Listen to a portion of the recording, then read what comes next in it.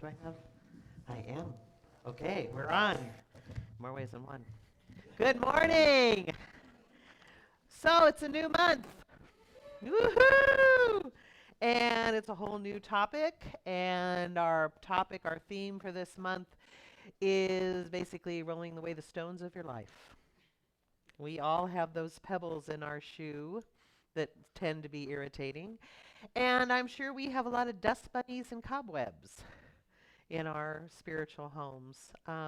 When I picked the title of Spring Cleaning Your Life, of course, it's spring. Spring has sprung. And what does it really mean to spring clean your life? And Maria, I want to say thank you for pointing out that Ernest Holmes quote. And I'm going to go on top of that too, if that's okay. All right. Okay. Take it away. Here we go. Because Ernest can be a little heavy. He can be a little complicated. And when I pick these particular affirmations or readings, it's to sort of, well, not it is. It is to go with what I'm going to speak to. And Ernest, when he says it is not what we eat or drink, but what we think, defiles the issues of life are from within. If a human being, I call them us human doings, is clean in their mind, then they are clean indeed. We must keep the mental house free from any thought which contradicts the truth of being. So what happens is there's a little easy phrase, stinkin' thinkin'. So what happens is we dirty up our minds with sometimes negative thinking or victimhood thinking. I'm not good enough. This isn't, where I want to be, or I will never be able to do this. So whatever list you want to give yourself for not being able to live out loud, to live your true self.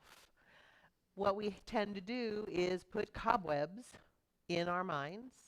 We tend to put those dust bunnies, which we try to hide under the bed. We try to sweep under the rug of our minds. They're like little dust balls of negativity. And so now, what I'm asking you to do is to remove those, to clean those out, to no longer harbor those. They don't do any good to you. And there was a phrase that came up for me. It was really interesting because I haven't heard this in like forever. And some of you might have grown up with it, and it was called cleanliness is next to godliness. Yes, remember that? So I did my little research that I like to, and it was actually originated by John Wesley of Wesleyan, and he originated it in 1778. And what he was implied that we are to be devoted when we are pursuing our faith tradition. We likewise need to opt for cleanliness also. So when we're pursuing God, we also need to be clean in thought, word, and deed. And that was kind of the Puritan way of thinking, that you were pure. Everything was good. And of course, that little itty bitty word that I have come up with very often is sin. How dare you make a mistake? That's what we call it. It's just a simple mistake. So cleanliness is next to godliness. So what they were really saying is that in order to know God, you had to be clean of thought, word, and deed. In Science of Mind, well, we give you a little edge. We understand that life 101 does happen, and things get a little messy, and we allow that. Because the way we learn and the way we spiritually grow is when we get messy, when we get our hands dirty, when things don't work out and we say a few things we shouldn't. But what we know is that when we're experiencing those things, those growth opportunities, it's basically that part of us, that God part of us that is being shown what to clean out, what to get rid of, what we no longer, need to carry. In Matthew, Jesus said, and he taught that clearly it's not outer dirt or cleanliness that matters to God, but the cleanliness of our hearts. So where our hearts are is where God is. And as we say, we are the center of love.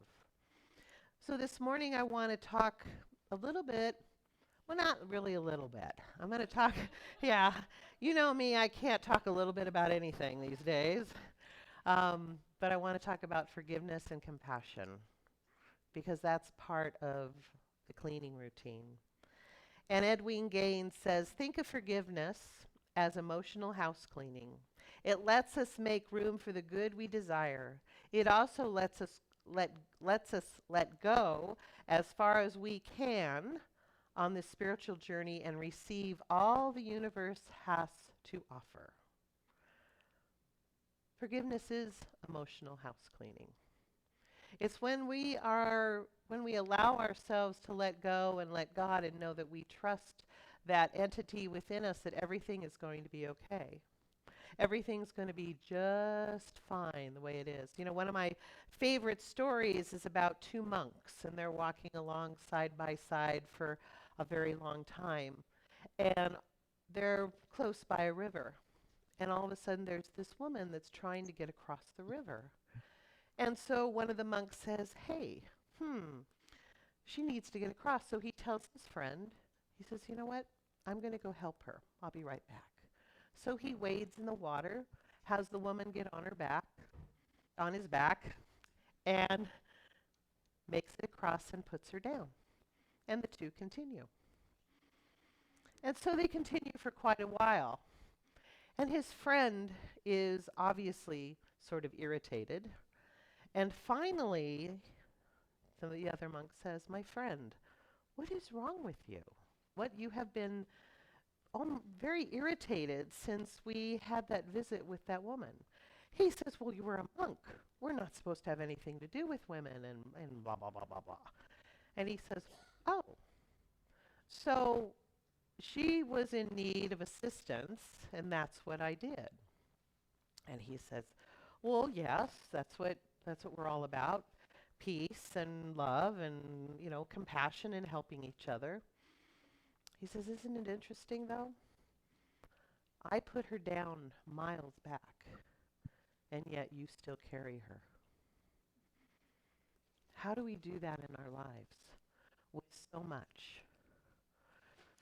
We call it spiritual baggage. We pack those wonderful bags, and we carry them, and we carry them until one day we decide that, okay, I guess I'll have to unpack. And it's pretty scary because we have no idea what we're going to uncover, what we're going to discover in those bags. Kind of like cobwebs. Like, is there going to be a spider that's going to come out? Or there's the boogeyman, as we call it. What has it that we've packed away, that we no longer want to deal with, that we have put like a dust bunny, swept it under the rug, swept it under our bed? What is it that we don't want to deal with? Most of it is probably dealing with other people in relationships. Oh, wonderful relationships.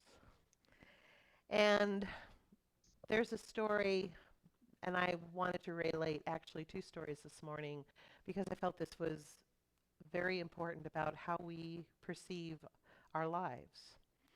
There was a stranger that walked toward the gate of a new city. And by the side of the road sat an old wise woman who hailed the traveler, "Welcome! What kind of people are there who live here?" the traveler asks. And the woman says, "Well, how did you find them in the home city you just..."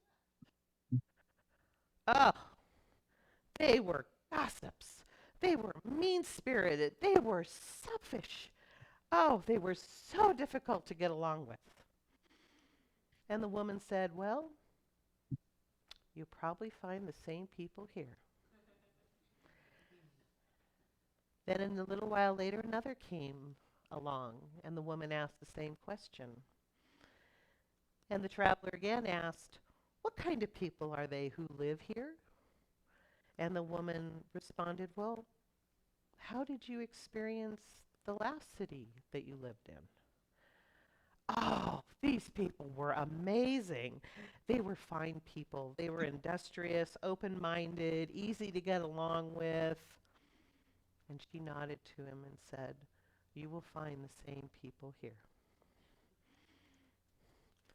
So that's how sometimes we build our lives, is what we get out, what we put out, we get back. And it's sometimes the same people. Sometimes we'll have a job or some other situation that we decide, oh, I just can't stand this. I have to leave. I've got to get out of here. It's driving me crazy. And so you leave. And then you go to your next job or your next greater yet to be, and this time the person is maybe a male or female, and they're treating you the same way. Why? Because you haven't done your spiritual work. You haven't done your spiritual house cleaning. What you did is you decide, oh, everything's going to be better. It's going to be a whole new beginning, a whole new clean house, a whole new everything. I don't have to worry. I can leave all this dirt behind me. When actually, you know the character Pigpen in Charlie Brown? You're like a little dust bunny yourself. You're keeping your dirt with you.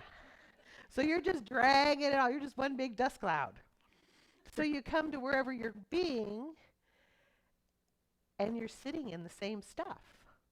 And what's happening, it's like last week, I talked about mirror images, how people reflect back to you what you need to know. Well, that's exactly what's happening in this situation. Is that new position or whatever you're experiencing is reflecting back to you what you need to know, what you needed to clean out. And I will tell you, until you do, you will continue to experience this. How much fun is it? It's not very fun. So speaking of relationships, yes. When a relationship, now we all have been in different types of relationships, but sometimes they have to break apart or we leave, whatever the reason is. And when a relationship is broken up by the ego, it has succeeded in making a decoy or smokescreen which enables us to believe that our problem lies in the other or in the relationship anywhere but in ourselves, just like what I just talked about. We tend to put everything on that other person.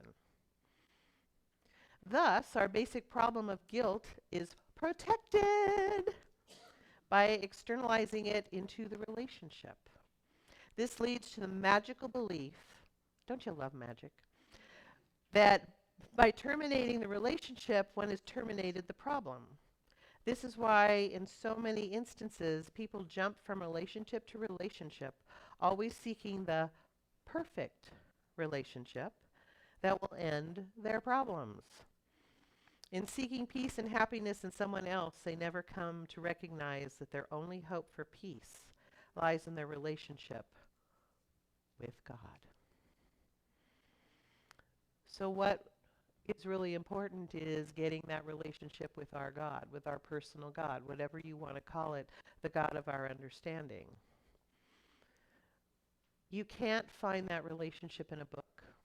You can't find it on the outside. You can only find it on the inside. And I will speak of this pretty much every week. It's an inside job. It truly is an inside job. The other part is when we're in a relationship and maybe it doesn't work out. Here, I'll give you a hint. Forgiveness. It's recognizing that, okay, yeah, I played a part in this, they played a part in it, and it didn't work out, whatever that relationship is. So what is mine to do in this relationship? How am I to bridge that? How am I to heal that within myself? So the first thing I do is I recognize, okay, what were the uncomfortablenesses, instances in that particular relationship? And I make a list. Say, okay, how much of this was me? Oh, 100%. It's better. And then I look at each one and say, okay, what is mine to do? What is mine to recognize about myself The tech doesn't so know that what to I can move forward and not carry all this goo with me to the next one? And when we start working on that is when we start working on our compassionate side of ourselves. It is learning to respond to ourselves with love. In foundations class, we had a question come up about grace this week because that was one of the subjects that we were into. And somebody says, well, what is grace? It's an interesting thing to talk about grace because how I look at it is it's saying, you know what, I accept whatever is going on, but I still love you. It's not nice, but I still love you, whatever it is. It's saying, I'm okay. You know, years ago, back when I was first on the path, you know, we all go through those roller coaster rides, and I was in a center, and I was involved with the band. And I sang, guitar, all that good stuff. Had a great time. And I had come in to a situation that had been very well established. So I was the newbie. And right up front, I was given solo parts. And unfortunately, we had a band member that felt that I had to be seasoned, that I had to earn my wings, that I had to earn my right to be in the band in order to sing, that I couldn't just start singing. How dare I start singing? And so she went to the minister and she just went crazy. I mean, not crazy, but she let him know in a lot of ways that this was not cool. That I could just step in, be with the band a couple of weeks, and I have solo work already. And so and of course she had it out with me, and I just simply, in all reality, I took it. And so he told her, you need to go back to Ronnie and you need to apologize because there was no reason for you to do that. So anyway, there's more to it, but where I'm trying to go to is when she came to me, I just gave her a hug. And I said, thank you. Thank you for being who you are. And I can't feel what you're feeling right now. But because you're you and I'm me. But what I can share with you is that I love you and I don't want you to feel diminished by my participation in this musical group. Because you've been here far longer than me. And I told her I'm not trying to take anyone's place. I'm just trying to spread joy and love and be. So I was very clear with her. I wasn't there to take away. I was there to enhance. So I asked the director, I said, would it be possible if I could just sing harmony with her for a while?